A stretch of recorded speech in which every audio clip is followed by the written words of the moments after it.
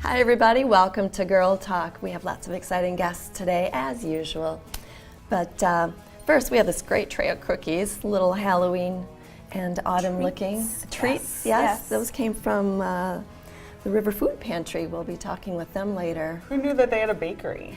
That's true. That's awesome. Yeah, they have a bakery for students to learn how to bake. So this is some of their work. So you can feel good about eating cookies. Look how good it looks. I mean, they're beautiful cookies. Yeah. And they're good. I have And they're one. good. Yeah. Not that we know Or two. if they're good or not. We haven't had any. No. No, they're delicious. So Kinda going with- that's kind of fun. But it's fun to look at Halloween cookies. It reminds me, holidays are here. Halloween's like kind of the kickoff, right, of the holiday season. So any big Halloween plans? Do you guys usually do anything? I dress up. I do you? dress up, and I go out. It's so much Good. fun. What are you Yeah, gonna be? absolutely. What are you gonna do? Gosh, I always wait till the last minute. I usually have a staple, like 3, most of the time a gypsy. Oh. I just put on all of my jewelry and Just everything you around my own. head. Yeah, super works. easy. Yeah. You have to shop. Tell us a Just little wear bit about. You have a couple of fun outfits that you've had in the past. My words on play. Yeah, Costumes. I love these. Oh, sure. A very popular one was I took a large cardboard box and made it look like a table. I painted it brown. I even put a little drawer knob pull on it and cut a hole in it so I could pull it on and wear it around my waist. And then I put a lampshade on my head and a little alarm clock on the table, and that would be a nightstand. And since there was only one of me, that would make it a One night One stand. night nightstand. I know. It's so bad, it's good. Yeah, it is so good. I'll give you one more. Another one, I wore all black cat suit, a black stocking over my face. And you know the little miniature cereal boxes? Yeah. That Yeah. You can, so I had those all over my body, kind of attached to the cat suit. And then I had spoons driven into the boxes, and then I carried a big spoon. And I was a serial killer. That's a good one too. It's a groaner. I have lots more. We'll go with that. Let's go back pretty many good. years. Probably my favorite to remember when I was a little kid was my sister and I wore one of my dad's shirts. So here's this giant shirt around the two of us, and we had paint on her face or whatever. We went as a two-headed monster. But the problem with that is then when you go to the door for trick or treat, they don't know whether to give you 1 or 2 pieces of candy. You get two. Don't make them cute. share. Well, As you're a many monster. pieces are as you need there are more heads. kids, right? Yeah. Oh, I got to tell you one more that my nephew did. They're so clever. So they also did a box, and they fashioned it to be like the tank of a toilet. So painted it white, put the toilet handle on there, and then put a toilet seat and bowl in front of him. So he'd go to the drawer and flip open the lid and go, trick or treat. And people would throw the candy into the toilet bowl. Yeah, that's kind of gross, but cute. No, it was cute. It was very clean. Okay, a clean toilet bowl. Have you done anything fun?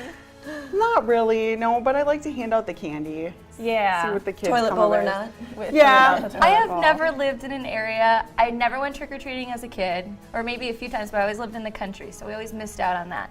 And I never have lived in an area where we get to hand out candy either, so this will be my first best. year Oh, wow. dishing out. Yeah, Well, I'm really excited it's about fun that. to see. And I will admit, so I'm a realtor, so you know, I like to get to know my neighbors and a little bit of shameless self-promotion, but I hand out candy to the kids, give a beer to the parents, and then a little goodie bag with my information. Of course you do. I'm not surprised by that Always at all. Well, you gotta make, I'm looking out for the parents, you know, the kids are gonna go home, they need a little something too. Sure do. Yeah. Here's a drink and here's a promotional plug. Have a good Halloween. I'm fun. I love that. You're so funny. That's just great. Well, Yeah. we're going to have to run to a commercial break, but we will be back. We'll be talking yoga and meditation and women's basketball at Edgewood College. That'll be great. And we'll talk to the River Food Pantry. They'll tell us more about this great tray of cookies. That's Which right. we're gonna eat. Once the camera turns off. Stay tuned. We'll be right back.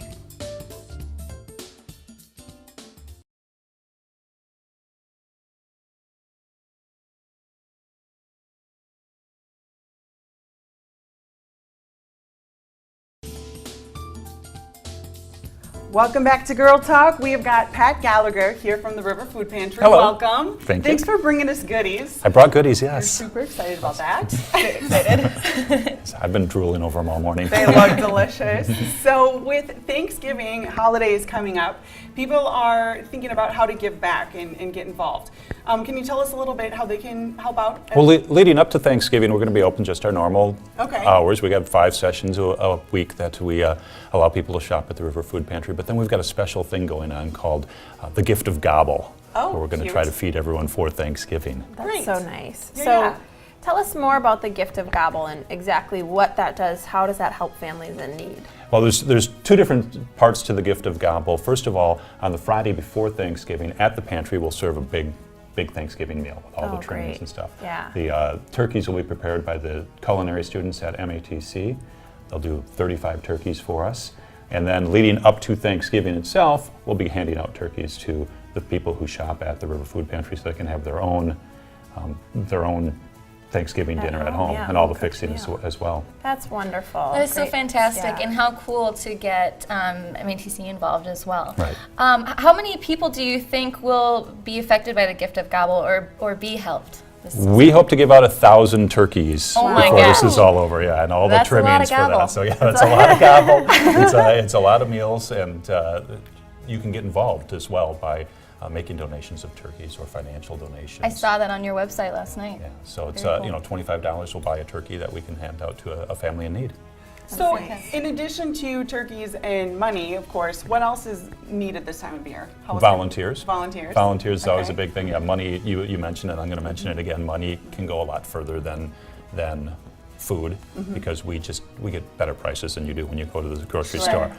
So I think we can buy about 10 times as much as you can. So money, Money, yeah, and volunteers. and volunteer hours, especially Yeah. as we get into this busy time Okay. between Christmas and Thanksgiving. It gets really, really busy. Right. I remember volunteering when I was in high school. So even high Okay. schools can probably get Yes, involved. with absolutely. that. And younger. Because, Sure. if you want to volunteer as a family, you can bring your young kids, and we have things that young kids can do as well. That's so great. Great tradition. Yes. Absolutely, and it's just a nice time of year to give back because there's so many things that we're able to do during the holidays, that folks are in need that have to live without sometimes. So I'm sure there's a huge need. How much do you think that you need in terms of volunteers and money? Do you have kind of an estimation of what you're looking for? Like I said, we're going to try to hand out 1,000 turkeys between now and Thanksgiving, so that's a lot of turkeys at $25 a head. You can do the math there. That's Yeah. pretty simple. So- $25,000 right there, just in the turkeys and all the fixings that go along with that. And I think it's really nice for people to, this is a time of year where you start thinking about giving if you haven't done it all year round. And it's nice if you're looking for some place to allow that gift to go to help somebody right here in your own community. I think just has an extra special feel, and there are so many people in need right here that we don't realize sometimes. Absolutely, yeah. We serve more than 600 families every week. That's so Wow. special. It's a Yeah. lot. And distribute more than 35,000 pounds of food every week. Wow, So it's a lot. congratulations. That's amazing. Yeah.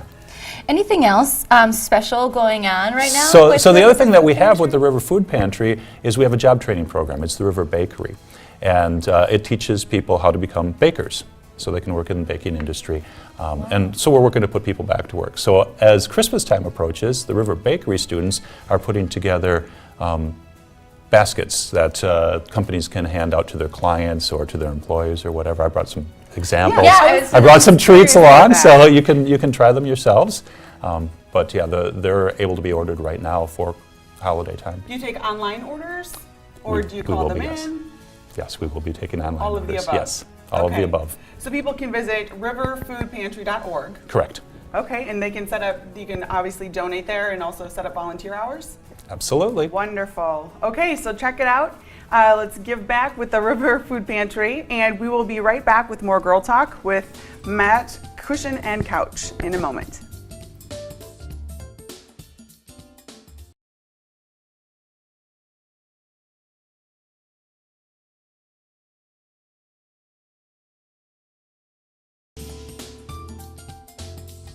Welcome back to Girl Talk. We've heard meditation in the news a lot lately and the physical effects it has on our brains, and that's been the buzz. And our next guest has a unique approach of using meditation and integrating it with her psychotherapy practice and yoga. With us we have Dr. Lynn Catlin. She's the owner of 2 businesses. Welcome, Lynn, and thanks for coming in today. Thank you for having me. It's a pleasure to be here. So the 2 businesses, one is Mat Cushion and Couch, kind of love that name, and the other business is Hatchery Hill Yoga. Yes. So tell us how those 2 kind of fit together. Well, the Mat Cushion and Couch is my private practice, my private psychotherapy practice. And so it's the yoga mat and the meditation cushion and the traditional therapy couch. And so that's I have a private practice there, and then we added studio services. So that's where Hatchery Hill Yoga came in, so that we could accommodate groups. And they're actually They are in the positioned same, yes, same they are building. they're in the same building, down the hall from one another. Down the hall. So it's, yeah, so it's very easy. So talk to us, it sounds like you've done a good job of doing this, but how do you integrate the 3 together? So you've got yoga, meditation, and psychotherapy, and you're able to integrate that all into one sort of experience for the client overall. So how do you do that? Well, it depends on the needs and preferences of the individual client. But basically, we might start or end a session with a meditation just to kind of help downregulate the nervous system. And during, I often do yoga training. And then the hope is that in between sessions, the plan is always that in between sessions, the client would use the yoga and the meditation on a daily basis.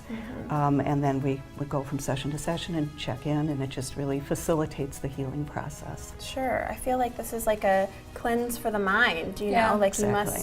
you must after working with you for a while feel sort of freed and just overall just feel good. That I is, can't- yeah, that is the That's so plan, and neat. it does work. It's really quite wonderful to watch that happen. I can imagine, that's very special. Yeah, this is very fascinating to me and sounds wonderful. What made you decide to incorporate the yoga and meditation into your therapy sessions or That's classes? Yeah, I think it came through my own yoga practice. I started doing yoga at a time that was really stressful in my life, and I noticed right away that at the end of yoga, I felt really calm. Yeah.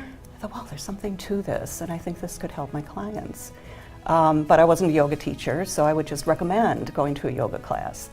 But then there's so much research now that supports using yoga, the mindful activities, Right. like yoga and meditation, for stress reduction, but also for resolving depression, for helping people prevent relapse to alcohol and drugs. So there's a lot of good research behind it. And what a way to bring them together. I mean, because that makes it so easy for, viewers at home. You can tell them to go, I think you should go do a yoga class, but who knows if they have time, who knows if Precisely. they will. And it's removing barriers. Now I have to find a yoga studio, and then I have to true. figure out how to get there. Sure. And so to be able to say and through Down this the hall. door, Right, just come back it here. makes it much easier for So people. speaking of down the hall and what's through that door, what kind of yoga does Hatchery Hill Yoga offer? Well, we have a variety of types of yoga, but I think our specialty is alignment yoga. So we're really focused on the body mechanics and movement.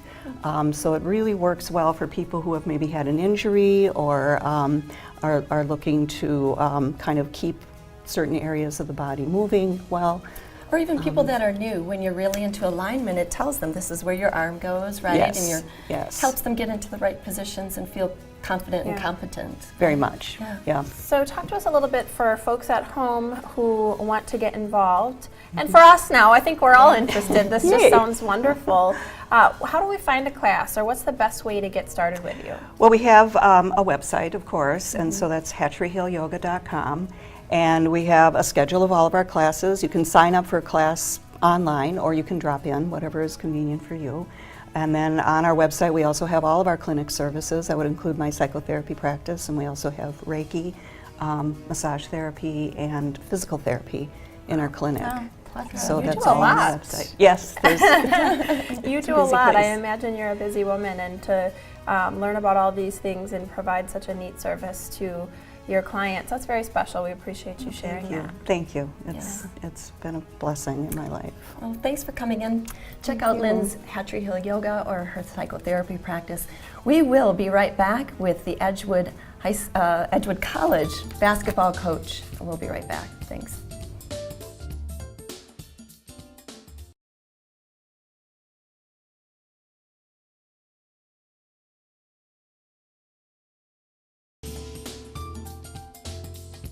Welcome back to Girl Talk. We are here with head coach of the Edgewood basketball team, Casey Thousand. Thanks for joining us. Thanks for having me. We are going to talk about this year's team and what's going on. So how long have you been the head coach? 6 years so far. This is just starting out. We're in 2 weeks now of practice.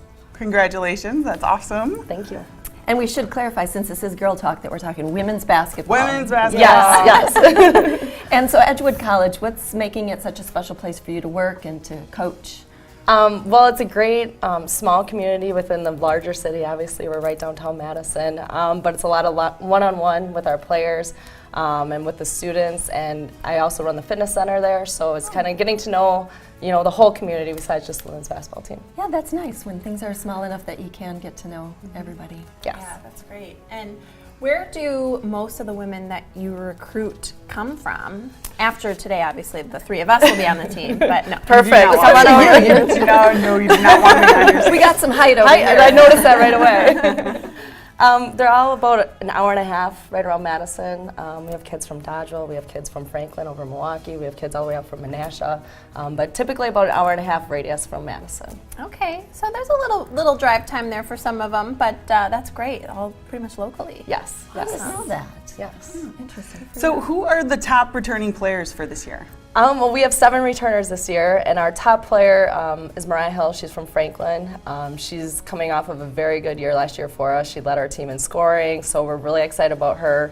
We also have a 6-footer, Courtney. She actually transferred from Madison College and came over last year and had a good year last year, but this year she's ready to go as a senior to really kind of take over the team, so we're pretty excited about her as well. Awesome. And then we have Rachel Pope, who is a junior. She was our starting point guard the last 2 years, and she's from Dodgeville, and she's just a great kid all around, but on the court, she's just a beast. So. Oh, exciting. That's fun too when you mentioned the seniors coming up. I think it's fun when people get the opportunity then to step up and be the senior on the team and see what they Definitely. can do. And sometimes that heightened expectation brings them to the next level. Oh Kinda yes, oh yes, you can see it already. I mean, they've been starting working out on their own since September, but the seniors now, they're pushing everybody else and not letting anybody slack in practice and kind of get after it a little bit, and that's Love a good that. thing. Love that. And as a coach, you've got to love that. Yeah. Oh too. yes, oh yes, it takes it off of me a little bit, and they kind of hold each other accountable, which I like. That is really neat. So you're, let's see, how far? 2 weeks into the practice season Yep. so far? Yep. And what do you think? How's it looking? Super excited.